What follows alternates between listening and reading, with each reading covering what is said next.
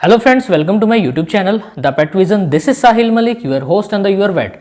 तो गाइस आज का जो हमारा टॉपिक है बहुत ही ज़्यादा इंपॉर्टेंट है, बिकॉज गाइस आज की वीडियो के अंदर हम आपको कंप्लीटली बताएंगे कि क्या क्या अदर रीजंस हो सकते हैं जो डॉग की जो पोटी होती है या जो स्टूल होता है या जो फिशेज होती है उसमें ब्लड आने के दूसरे कारण क्या है। देखिए गाइस, क्या होता है कि जब कभी भी पोटी के अंदर, आपके डॉग की पोटी के अंदर या फिशेस के अंदर, स्टूल के अंदर ब्लडी डायरिया हो जाता है, ब्लडी लूज मोशन हो जाता है, तो उसका सिर्फ यही रीजन नहीं होता कि उसे पार्वोवायरस है। देखिए गाइस, सबसे पहले तो क्या होता है, पार्वोवायरस के अंदर हमको एक बात जरूर ध्यान देनी है। जब भी डायरिया होता है तो वो काफी ज्यादा, उसकी जो लिक्विडिटी होती है यानी जो फ्लूडिटी होती है बहुत ही ज्यादा होती है, और उसके अंदर जो ब्लड आता है वो एक पानी पानी सा आता है, यानी उसमें आपको क्लोट्स की फॉर्मेशन नहीं दिखेगी ब्लड की। आपको डिस्टिंग्विश कर लेना है इसके थ्रू, आप ऐसे ही घर रहते भी डिस्टिंग्विश कर सकते हैं। और गाइस, एक पार्वोवायरस टेस्ट किट आती है जो जैसे मार्केट में भी बहुत ज़्यादा अवेलेबल होती है और आप अमेजोन वगैरह से भी परचेज कर सकते हैं। उससे क्या होता है गाइस, आपको क्या करना होता है, टेस्ट करवाना पड़ता है। जैसे आप टेस्ट कैसे करोगे, आपको थोड़ा सा स्टूल लेना पड़ता है, यानी जो पोटी का थोड़ा सा पार्ट लेना पड़ता है और उस किट के ऊपर डालना पड़ता है। अगर वहां पे पॉजिटिव शो हो रहा है तो आपका जो डॉग है वो पार्वोवायरस से सफर कर रहा है, अदरवाइज अगर वहां पे पॉजिटिविटी नहीं शो हो रही है तो आपका जो डॉग है पार्वोवायरस से सफर नहीं कर रहा। देखिए गाइस, अगर दूसरे रीजंस बताता हूं मैं आपको कि दूसरे रीजन कौन से ऐसे रीजंस हैं जो फिशेस के अंदर, स्टूल के अंदर ब्लड कोज करवा देते हैं, यानी ब्लड की सिक्रेशन करवा देते हैं। देखिए गाइस, सबसे तो पहला क्या होता है, अगर क्रोनिक गैस्ट्रोइंटेस्टाइनल इन्फेक्शन हो रहा है। देखिए गाइस, अगर एक्यूट है, एक्यूट के अंदर हम ट्रीटमेंट करना बहुत ही ज़्यादा इजी होता है। जैसे आपका कई बार डाउट रहता है कि हमारा जो डॉग है कुछ खा नहीं रहा, वॉमिटिंग कर रहा है, लूज मोशन कर रहा है, बट उसके ब्लड नहीं आ रहा, तो वो तो एक्यूट स्टेज में हो गया। बट अगर ये क्रोनिक स्टेज में चला जाए तब क्या होता है गाइस, आपके जो डॉग की स्टूल के अंदर काफी ज्यादा मात्रा में ब्लड आना स्टार्ट हो जाता है, और वो जो ब्लड की जो फॉर्म होती है क्लोट्स की फॉर्म में भी डेवलपमेंट होनी स्टार्ट हो जाती है, यानी एक पैचेस बनने स्टार्ट हो जाते हैं क्लोट्स के। तो गाइस, ये एक इन्फेक्शन का पार्ट है, ये नहीं है कि आप इसको पार्वो के अंदर इंक्लूड नहीं कर सकते। अब गाइस, एक होती है एमीबिक डिसेंट्री। तो गाइस, डिसेंट्री एक ऐसी टर्म होती है जिसका मतलब ये है कि अगर ब्लड के अंदर फिशेज आ रही है तब जो आपका जो डायरिया हो रहा है, जो लूज मोशन हो रहा है डॉग के अंदर, उसको हम डिसेंट्री बोलते हैं। तो गाइस, अगर ये सिचुएशन आ रही है तब उसके अंदर क्या होता है, जो फ्लूडिटी होती है, जो ब्लड के जो क्लोट्स बनते हैं, इसके अंदर भी काफी मात्रा में हार्ड क्लोट्स पाए जाते हैं। आपको वो अच्छे से डिस्टिंग्विश करना पड़ता है कि ये पार्वोवायरस की वजह से जो ब्लड आ रहा है या अदर कोई रीजंस होते हैं उनकी वजह से आ रहा है। तो गाइस, सेकंड रीजन मैंने आपको ये बता दिया। पहला रीजन था गाइस, अगर क्रोनिक गैस्ट्रोइंटेस्टाइनल इन्फेक्शन है।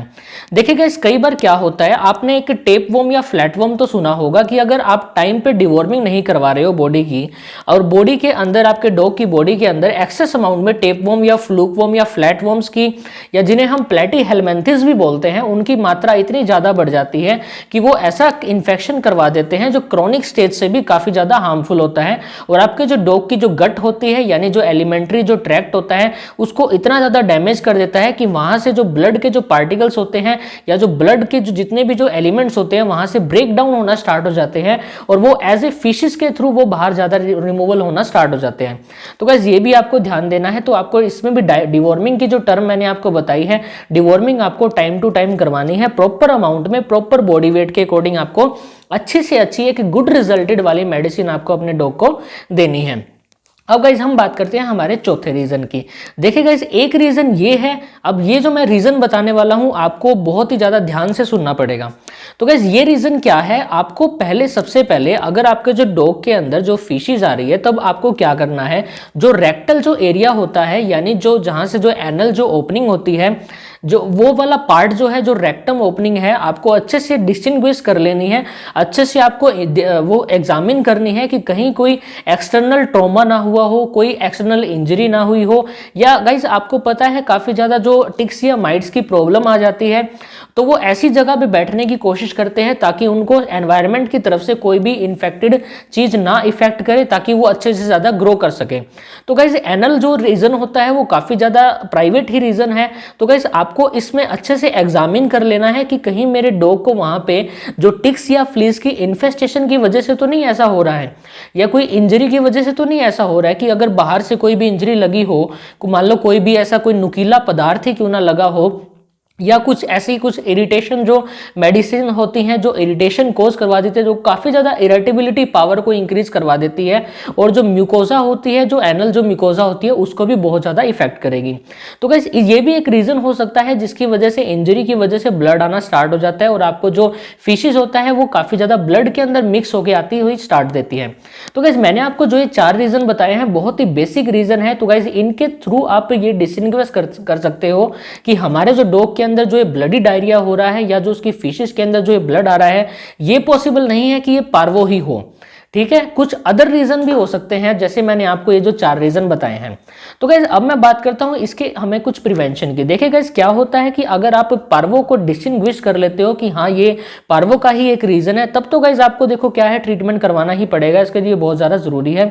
और गाइस क्या होता है, मैंने काफी ज्यादा वीडियो भी बनाई हुई है पार्वो वायरस के ऊपर, आप वहां पे जाके पार्वो से रिगार्डिंग जो भी इंफॉर्मेशन ले सकते हैं। और गाइस अगर आपके फिर भी डाउट है तब आप कमेंट सेक्शन में हमें जरूर रिप्लाई करिए, अपने डाउट शेयर कीजिए, आपका रिप्लाई भी जरूर दिया जाएगा और आपको अच्छे से अच्छा सजेस्ट किया जाएगा कि आपको इस सिचुएशन के अंदर क्या करवाना चाहिए। तो गाइज हमारी वीडियो का जो इंपॉर्टेंट पॉइंट है वो गाइज हम बात करते हैं ट्रीटमेंट की। देखिए गाइज अब हम इसका ट्रीटमेंट कैसे करें। देखिए गाइज वैसे तो अगर ऐसी कोई सिचुएशन आ रही है, बिकॉज गाइज ये एक क्रॉनिक सिचुएशन है, सबसे पहले आप अपने किसी अच्छे वेट से कंसल्ट करें, अपने डॉग को लेके जाएं वहाँ पे, उनसे अच्छे से कंसल्ट करें और बेस्ट से बेस्ट मेडिसिन ले और ट्रीटमेंट लें।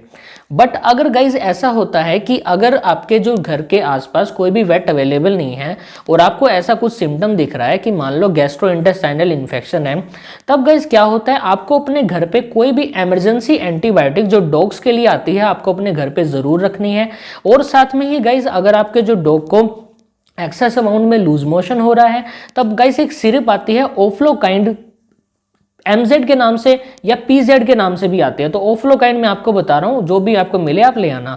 तो गाइस ये लूज मोशन के लिए होती है, और गाइस जो वोमिटिंग के लिए होती है एक एमिकाइंड पेट सिरप नाम से आती है। इसके अंदर ओंडेस्टिरोन साल्ट होता है, बहुत ही ज़्यादा इफेक्टिव होता है और जो भी गट में जो भी इन्फेक्टेड हुआ है रीजन, उसको रिकवर करने में भी आपकी ज़्यादा हेल्प करेगा।